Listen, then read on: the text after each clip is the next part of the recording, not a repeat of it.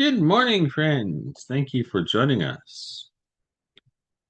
We've already prayed morning prayer together. That was just came to a close a couple minutes ago. If you haven't noticed that yet, check it out after we take this moment to continue on in our reading, our continuous reading of First Samuel. Thank you for joining us for this live. Please do take a moment to post a greeting, share a comment, let us know that you are here with us, and thank you, friends, for being with us. And I encourage you to hit the like button on this video. Subscribe to the channel if you've not done so yet. Share with anybody that you think would benefit from receiving this. First Samuel. Let's take a look here at the big picture. As we always do, we use this for a starting point.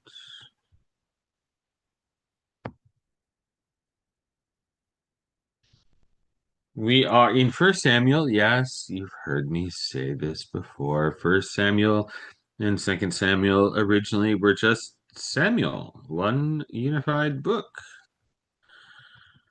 So we are in the major section of First Samuel, which is the story of not Samuel, but Saul and David. And we are in chapter 24 of 31. We're actually, depending on how you look at it, we're early in the chapter, we're at the beginning of the chapter. There's some discrepancy there. Chapter 24. Saul is hunting for David. Saul wishes to kill David.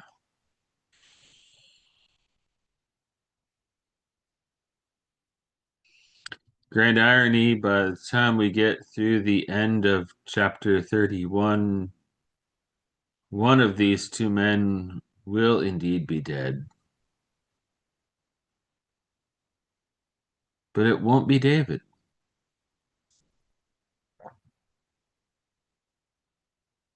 It will be Saul.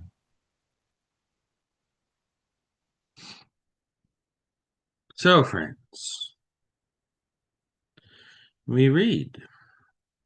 Let me pull up the reading windows here and pull up the timer here, and I'll explain how it is that I could say that we are, depending on how you look at it, at the beginning of chapter 24 or early in chapter 24. What you see here side by side, left-hand column is a Jewish Bible, right-hand column is a Christian Bible, the complete Jewish Bible, and the NRSV updated edition. And see this? In parentheses, after the beginning of chapter 24, chapter 23, verse 29. And then if you go over here and you see I've got as a starting point, resumption point for this morning, 1 Samuel chapter 24, verse 1, with a 2 after it in parentheses. What's up with that? Well, this is where we're starting. Chapter 2 in the Jewish Bible, which is, a verse 2, which over here, side by side,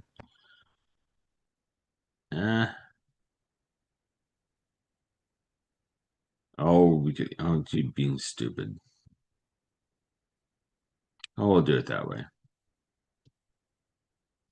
Verse 2 in the left-hand column is verse 1 in the right-hand column. That's right. Verse numbers don't always match up. Verse numbers are not part of the original sacred text.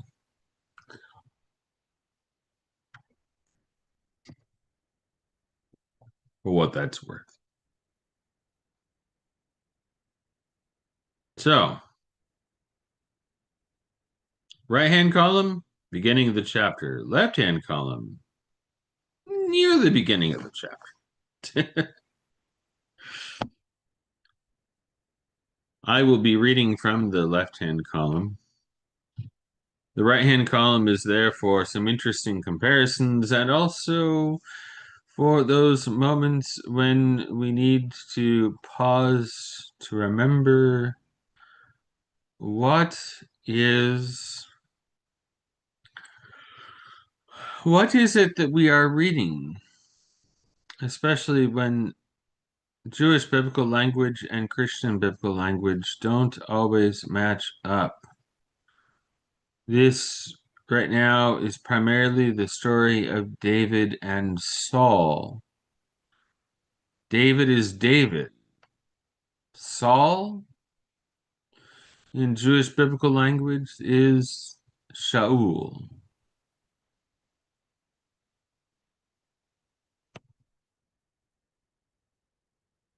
And there's also reference to Adonai,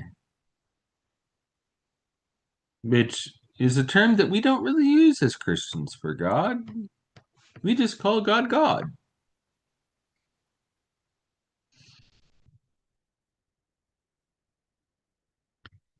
You may have seen that over these last 3 weeks on Wednesdays at our noonday prayers, we are addressing these Hebrew names of God. The first Wednesday was the sacred name of God that we Christians tend to pronounce as Yahweh. Our Jewish friends don't pronounce it because it's so considered so sacred. The week after, I took up the name Adonai, which literally means my master, actually my masters, as Larry pointed out week 1. Yesterday, no, 2 days ago, Bob Zanicki focused on Elohim. Elohim. Which again is a plural, interestingly enough. And sometimes it's just shortened to El. God. Adonai here is a reference by name to God, my master, my Lord. All right, friends, let's read. And thank you for being with us and reading with us this morning.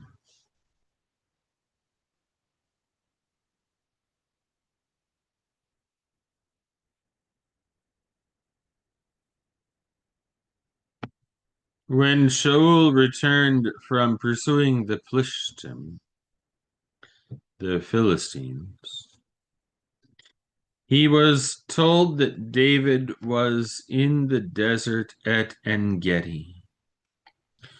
Shaul took 3,000 men chosen from all Israel and went searching for David and his men on the cliffs where the mountain goats are. Near some sheep pens along the way was a cave, and Shaul went inside to relieve himself. It happened that David and his men were sitting in the recesses at the back of the cave. And David's men said to him, "Look, the day has come that Adonai told you about when he said to you, I will turn your enemy over to you, and you will do to him whatever seems good to you." Then David stole over unobserved and cut off the corner of Shaul's cloak.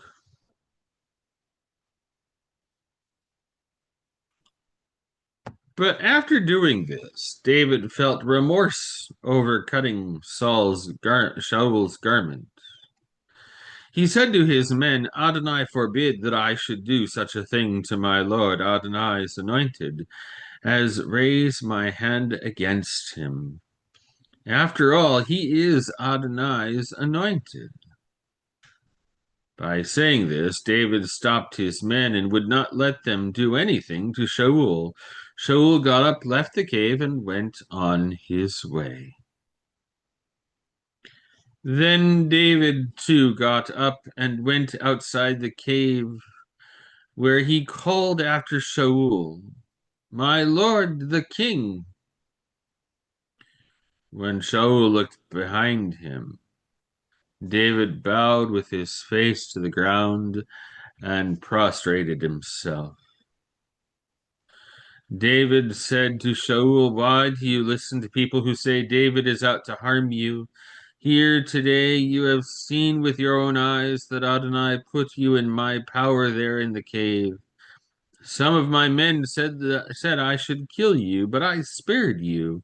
I said, I won't raise my hand against my Lord, because he is Adonai's anointed.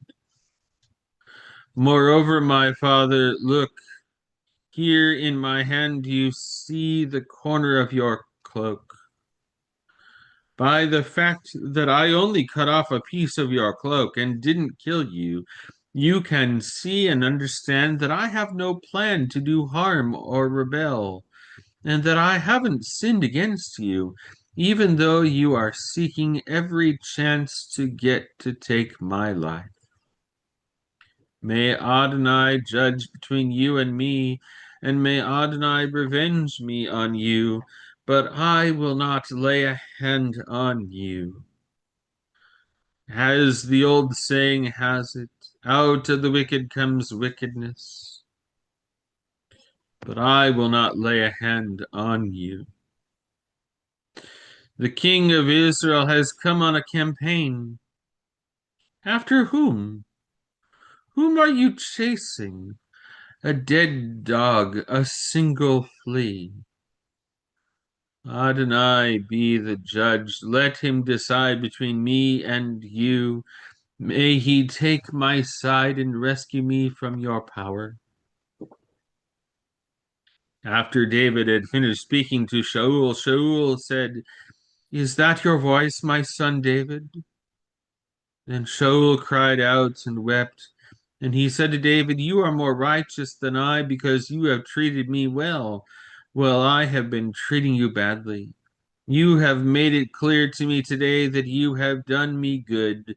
For when Adonai put my fate in your hands, you didn't kill me. A man finds his enemy and lets him go unharmed. May Adonai reward you well for what you did to me today. Now I am certain that you will indeed become king, and that the kingship of Israel will be established in your hands. So swear to me by Adonai that you will not kill my descendants after I die, or blot out my name from my father's family.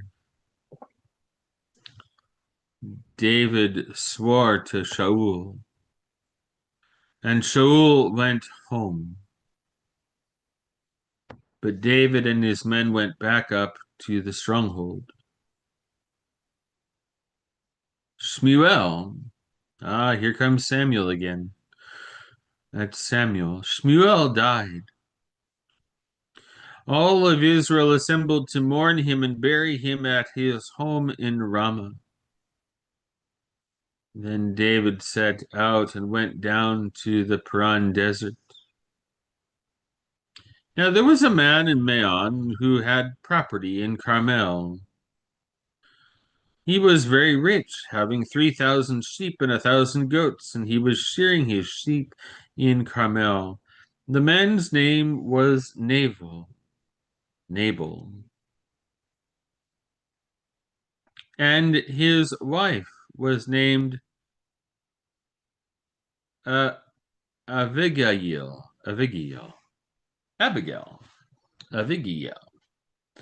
The woman was intelligent and attractive, but the man was surly and mean in his actions. He belonged to the clan of Caleb, or a Calebite. David, there in the desert, heard that Nabal was shearing his sheep. David sent off 10 young men with these orders: Go up to Nabal in Carmel and bring him greetings from me. Say, long life and shalom, peace to you. Shalom to your household, and shalom to everything that is yours. I've heard that you now have shears. Your shepherds were with us for a while. We did them no harm, and they found nothing missing all the time they were in Carmel. Ask your own men. They'll tell you. Therefore, receive my men favorably, since we have come on a festive day. Please give what you can to your servants and to your son David. On arrival, David's men said all these things to Nabal in David's name. When they had finished, Nabal answered David's servants, Who is David? Who is this son of Yishai? Jesse. There are many servants nowadays running away from their masters. Am I supposed to take my bread, my water, and my meat that I slaughtered for my shears and give it to men coming from who knows where? So David's men turned around, went back, and came and told him everything Nabal had said. David said to his men, Buckle your swords on, all of you. Each one buckled on his sword, David too. And there went up after David about 400 men, while 200 stayed with the equipment. And that, friends, is where we are going to pause. And next time, chapter 25, verse 14.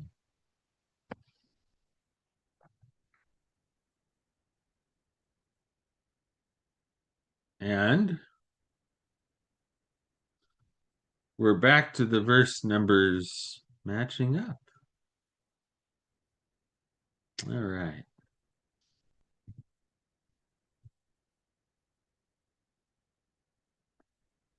So it's an interesting point here.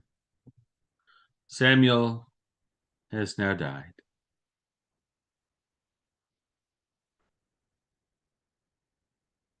Saul, for this moment, has been convinced that David seeks to do him no harm. Do you think Saul's going to have a change of heart at some point? Well, we'll find out together. And we continue to read. Not today, but some point down the road. God willing.